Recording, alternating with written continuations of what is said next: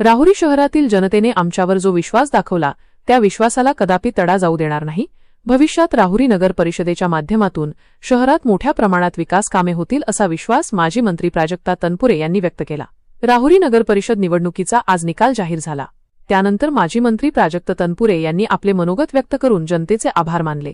यावेळी नगराध्यक्ष भाऊसाहेब मोरे म्हणाले की जनतेने माझ्यावर विश्वास ठेवून मला निवडून दिले, त्याबद्दल मी जनतेचे मनापासून आभार मानतो। भविष्यात माजी मंत्री प्राजक्त तनपुरे यांच्या नेतृत्वाखाली शहरात प्रलंबित असलेली सर्व विकास कामे मार्गी लावण्यात येतील। राहुरी नगर परिषद निवडणुकीत विकास आघाडी, भाजप, शिवसेना, शिंदे गट व वंचित बहुजन आघाडी अशी चौरंगी लढत झाली होती। परंतु प्रामुख्याने माजी मंत्री प्राजक्त तनपुरे यांच्या नेतृत्वाखाली विकास आघाडी तर दुसरीकडे भाजप यांच्यामध्ये खरी लढत झाली होती।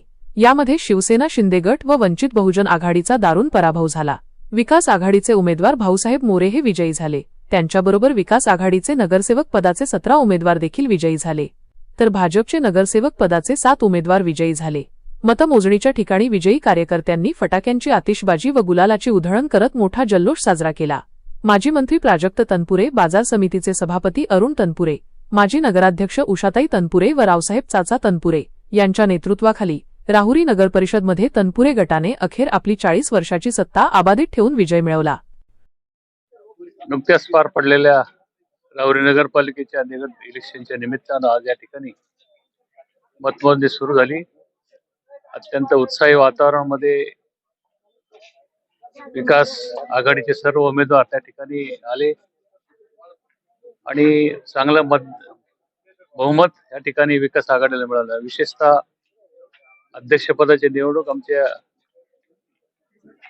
शिक्षक मोरे सर यांची चांगल्या मताने त्या ठिकाणी मतदारांनी निवडून त्यांना दिलं आणि विकास आघाडीला विजयी करून राहुरी शहरातील नागरिकांनी तनपुरे परिवार आणि विकास आघाडी यांच्यावर जो विश्वास दाखवला त्याबद्दल सर्व मतदारांचे मी मनपूर्वक आभार मानतो आणि भावी काळामध्ये सरांच्या मार्गदर्शनाखाली अत्यंत चांगल्या पद्धतीने राहुरी शहराचा विकास करण्याचा प्रयत्न विकास आघाडी त्या ठिकाणी करेल।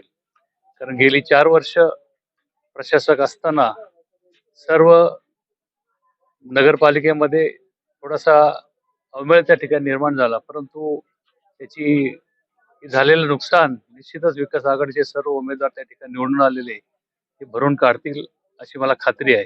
पुनश्च एकदा सर्व मतदारांचं मनपूर्वक आभार। राहुरी नगर परिषदेच्या निवडणुकीचा निकाल आत्ताच जाहीर झाला।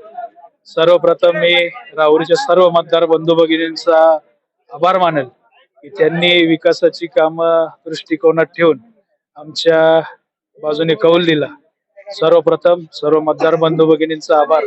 त्यानंतर आमचे जेवढे सहकारी हे आमच्यासाठी प्रचार करत होते, आमच्यासाठी फिरत होते, त्या माझ्या जीवाभावाच्या सर्व सहकाऱ्यांचं मनापासून आभार।